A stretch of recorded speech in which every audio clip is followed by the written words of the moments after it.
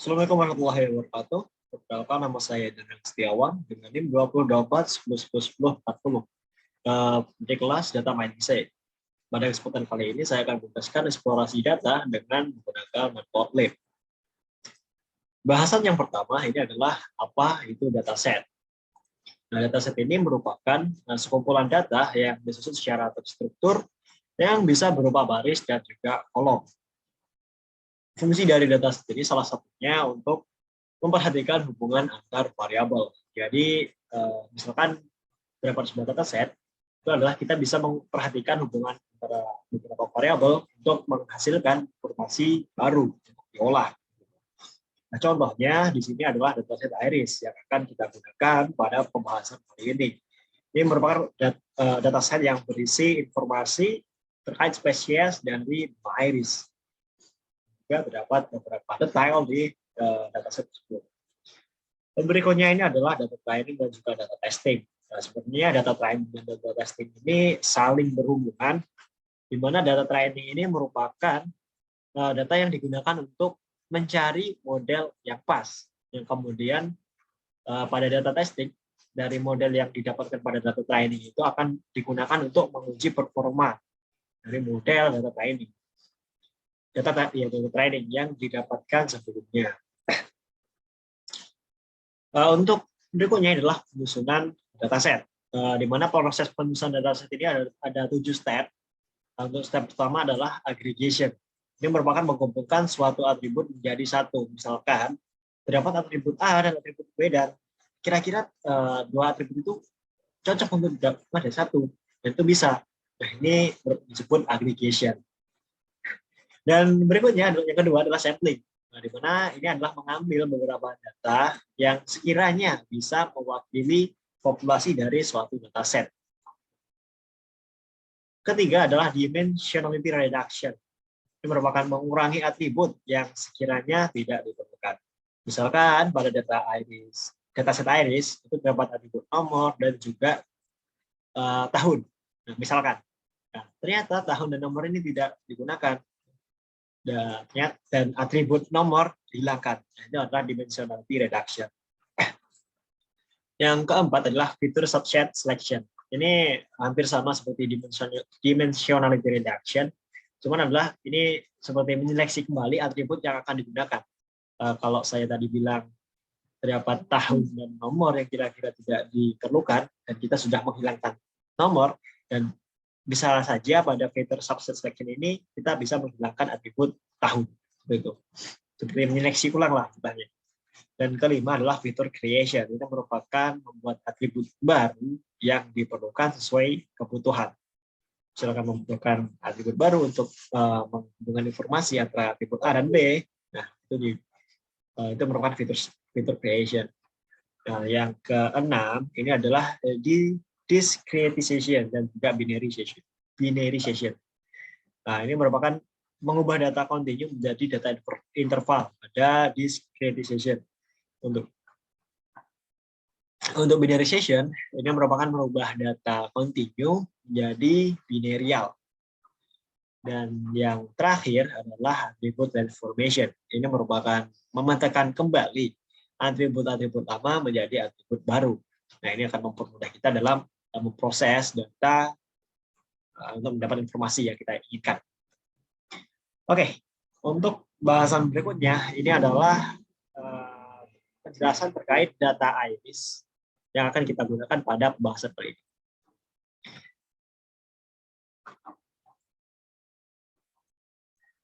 Oke. Kita masuk ke Python-nya. Ini merupakan data IRIS ya. Sebelum kita memproses data, kita harus terlebih dahulu memasukkan data IRIS-nya ke sini, ke file, untuk agar bisa di-load nanti di sini. Dan sebelum kita menampilkan, terlebih dahulu kita harus mengimport beberapa library yang kita gunakan, yang kita perlukan. Nah, di sini saya menggunakan Pandas, Matplotlib, dan juga NumPy. Nah, setelah di-run, nah ini akan siap digunakan. Nah, ini S ini adalah pengaliasan agar lebih mudah dalam penggunaannya nanti, dalam pemanggilannya lebih mudah. Oke, Setelah itu kita load datanya itu dengan pd.read Excel, karena ini adalah berformat Excel ya, XLSX. Kita menggunakan read underscore Excel, di mana ini dituliskan nama datasetnya dan juga ekstensinya apa. Setelah itu kita panggil df untuk memunculkan data iris-nya. Nah, kita lihat ini adalah data iris yang original, belum diapa-apain, view dari Excel-nya. Dan ini terdiri dari nomor, petal width, petal length, sepal width, sepal length, species name, dan juga dua atribut yang merupakan animate 6 dan animate 7. Oke. Seperti pada penjelasan tadi pada preparation ya, itu ada dimensionality reduction. Di sini saya menghilangkan untuk atribut berupa animate 6 dan juga animate 7 karena saya merasa untuk dua atribut ini tidak diperlukan dalam pemrosesan data berikutnya, dan juga atribut nomor. Nah, ini tidak akan digunakan kira-kira. Nah, itu saya drop, saya hilangkan dan saya tampung ke variabel baru bernama dfn. Nah, setelah di-run ini akan muncul atribut yang yang kita pilih, istilahnya kita pilih, yang kita nggak pilih yang itu tadi hilang. Nah, ini tinggal petal width, petal length, sepal width, petal length, dan juga species name. Berikutnya, masukkan dataset iris sebagai array 2 dimensi di NumPy. Pisahkan setiap kelas di array yang berbeda, yaitu stosa, versicolor, virginica, dan juga unknown. Oke, kita terlebih dahulu memasukkan dataset iris sebagai array 2 dimensi. Nah, untuk step pertama, saya menampung nilai dari tiap nama spesies ke sebuah variabel, yaitu variabelnya berupa nama spesiesnya tersebut. Dan saya memanfaatkan ini adalah fitur replace dari ini ya, saya memanfaatkan fitur replace untuk mempermudah saya dalam mengidentifikasi mana yang merupakan spesies name stosa, mana yang merupakan spesies name virginica, versicolor, dan juga unknown. Jadi nanti ini akan lebih fleksibel gitu istilahnya.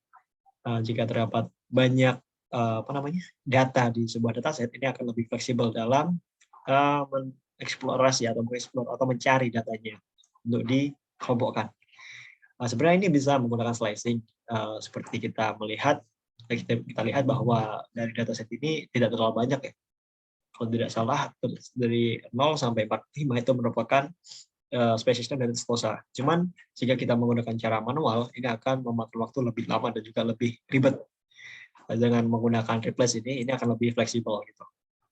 Setelah kita tampung semua value dari spesies naming tadi, kita pecah lagi menjadi sebuah array. Kita tampung lagi nilai dari variabel ini sebelumnya ini ke sebuah variabel baru untuk array.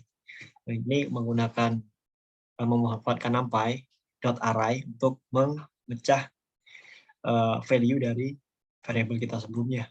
Nah, ini yang menjadi AR.stosa, AR.STS, AR.VGC, dan juga AR.VSG, dan juga ARR.UKN. Setelah kita gunakan np.array tadi, ini kita dapatkan data-data berupa array 2 dimensi ya, sesuai dengan spesies name-nya. Ini adalah AR.STS, merupakan spesies name stosa. Ini merupakan semua datanya masuk ke variabel ini AR.STS. Oke, itu nomor 4, dan untuk nomor berikutnya nomor 5 adalah buatlah scatter plot dan berikan warna untuk merah stosa, hijau untuk versicolor, biru untuk virginica, dan juga kuning untuk unknown ya. Oke. Sebenarnya pada nomor ini juga terdapat beberapa seperti aturan gitu ya untuk pembandingannya, seperti sepal length dengan petal width, sepal width dengan petal length, sepal width dan petal width, dan juga sepal length dengan petal length. Sepal length juga petal length, sorry. Oke, yang pertama ini untuk PLT figure size ini untuk mengset ukuran dari scatter plotnya kita nanti. Saya menggunakan 10:5 atau 2:1. Ini untuk mempermudah kita dalam melihat, untuk mengidentifikasinya secara first look akan lebih mudah. Ini bisa disesuaikan sebenarnya. Tapi saya menggunakan rasio 2:1 atau 10,5. Nah, untuk berikutnya ini adalah kita perlu untuk mengambil data sesuai dengan aturan tadi. Kita butuh sepal length dan juga butuh atribut petal width. Dan kita lihat pada dataset bahwa petal length, ya sorry, bentar saya lihat lagi. Sepal length, sorry. Sepal length ini yang merupakan indeks ke atribut indeks ke 1, 2, 3. Nah, indeks ketiga. Jadi kita slicing, kita ambil semua datanya dan kita ambil ke atribut ketiga ini. 3 dan kebetulan sepal length adalah atribut ke 0. Indeks ke 0. Nah, setelah di slicing, ini diplotkan ke pel.scatter, ya x-nya itu mana, ya axis-nya itu mana, dan juga kita pilih color. Untuk satosa ini diberikan warna merah, color red. Nah, untuk versi color ini berupa green dan Virginica blue. Untuk yang terakhir ini adalah unknown, ini merupakan yellow. Cuman bedanya di sini saya menggunakan marker segitiga macam ke atas. Nah, ini untuk membedakan bahwa yang kuning ini dan segitiga ini adalah versi ini untuk species name unknown yang belum diketahui. Untuk aturan berikutnya yang lainnya sebenarnya ini sama ya. Yang bedanya cuma pada bagian slicing. Nah, ini disesuaikan dengan ini. Nah, untuk sepal width itu dengan indeks kedua, petal length dengan indeks ke-1, sepal width indeks kedua, petal width indeks ke-0, dan sepal length ketiga dan petal length indeks ke-1. Begitu. Oke, berikutnya. Jelaskan bagaimana karakter pengelompokan setiap kelas pada scatter plot. Oke, kita lihat contohnya pada scatter plot sepal length dan juga petal width. Kita lihat bahwa untuk merah ini adalah setosa, hijau ini untuk versi color, dan blue untuk versi nikah.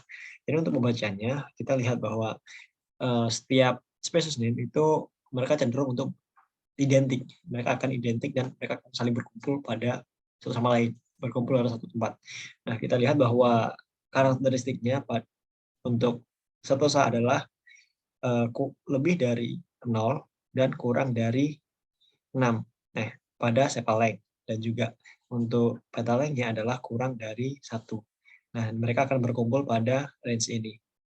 Ini merupakan bagian spesies dari setosa. Nah, untuk yang hijau ini merupakan versi color dengan range 1, range petal length 1 hingga kita lihat bahwa sini kurang dari 2. Dengan sepal length yaitu lebih dari 4,5 hingga 7. Nah, mereka akan berkumpul di sini. Ini adalah karakteristik dari versi color, dan untuk ini merupakan karakteristik dari Virginica. Nah, mereka akan berkumpul satu sama lain karena mereka adalah satu spesies dan cenderung identik. Oke, yang ketujuh mereka adalah perhatikan yang berjenis unknown. Ya, yang data kuning dan segitiga tadi ada berjenis unknown. Jelaskan bagaimana cara mengenal jenis data unknown. Kita ketahui bahwa untuk karakteristik data mereka akan cenderung berkumpul, yang identik akan cenderung berkumpul. Nah, kita lihat pada bagian contohnya pada setosa ini, kita lihat terdapat 1, 2, 3, 4, 5 data unknown dan yang berkumpul dengan data berjenis setosa. Nah, dari definisi yang saya sebutkan sebelumnya bahwa data itu yang identik mereka akan cenderung berkumpul.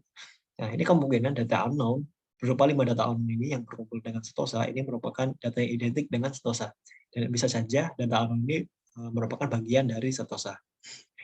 Dan itu berlaku juga untuk bagian versi color dan juga versi nikah. Ini berkumpul data 1, 2, 3, 4. Ya, 4 ya. 4 ini berkumpul dengan versi color. Nah, kemungkinan data unknown ini merupakan identik dengan versi color. Dan mereka merupakan bagian dari versi color. Dan juga untuk versi nikah ini 1, 2, 3, 4, 5 mereka berkumpul jadi satu di versi nikah. Kemungkinan data unknown tersebut merupakan identik atau bagian dari versi nikah. Gitu. Ini juga berlaku untuk beberapa scatter plot lainnya ya.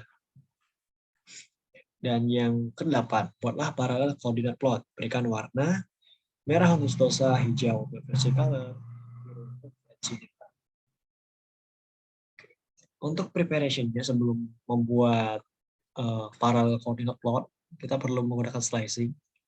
Kenapa? Karena kita hanya membutuhkan data berupa petal width, petal length, sepal width, dan juga sepal length. Untuk species name ini kita tidak perlu.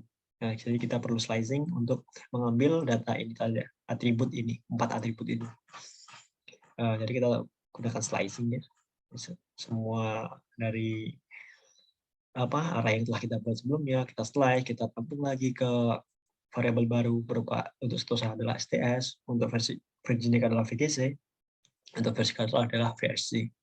Dan kita slice, kita ambil semua datanya, dan kita ambil atribut mulai dari indeks ke-0 hingga indeks ke-3, sebelum indeks ke-4 ya, indeks ke-3. Nah, setelah itu kita kasihkan dulu, kita fix size dulu, kita setting berapa ukuran dari plotnya nanti, dan berikan dikasih seperti X label ya, seperti label X-axis. Nah, ini akan mempermudah dalam mengidentifikasi data-datanya nanti. Lakukan perulangan untuk mengambil setiap datanya sebelum nanti agar ditampilkan di plotnya. Kita kasih warna juga untuk red ini adalah stosa, blue adalah versi color, dan juga green ini Virginica. Kebalik, blue ini adalah Virginica dan green adalah versi color. Ini adalah title, kemudian legend. Nah, legend ini dikasih untuk mempermudah dalam mengidentifikasi dari tiap-tiap lainnya. Misalnya blue, ada Virginica, hijau versi color, ada setosa. Nah, untuk location ini lokasi dari legendnya. Ini bisa berupa upper left, upper right, lower left, lower right, itu sesuai yang kita inginkan. Yang ke-9 adalah jelaskan bagaimana karakter pengelompokan setiap pada scatter plot. Oke, kita lihat ya bahwa untuk Virginica dan juga versi color ini untuk petal width ini memiliki perbedaan yang tidak terlalu signifikan. Untuk petal width dan juga petal length memiliki perbedaan yang tidak terlalu signifikan. Namun untuk sepal width dan juga sepal length-nya ini mereka memiliki data yang cenderung identik, cenderung sama ya. Cuman untuk bagian setosa ini dibanding dengan Virginica dan versi color, petal width dan juga petal length-nya ini memiliki interval yang cukup jauh dibandingkan sepal length juga sepal length dan sepal width-nya dengan spesiesnya Virginica dan juga versi color seperti itu. Nah, jadi kira-kira sekian yang bisa saya sampaikan terkait modul eksplorasi data menggunakan Matplotlib ini. Jika ada salah kata saya mohon maaf. Assalamualaikum warahmatullahi wabarakatuh.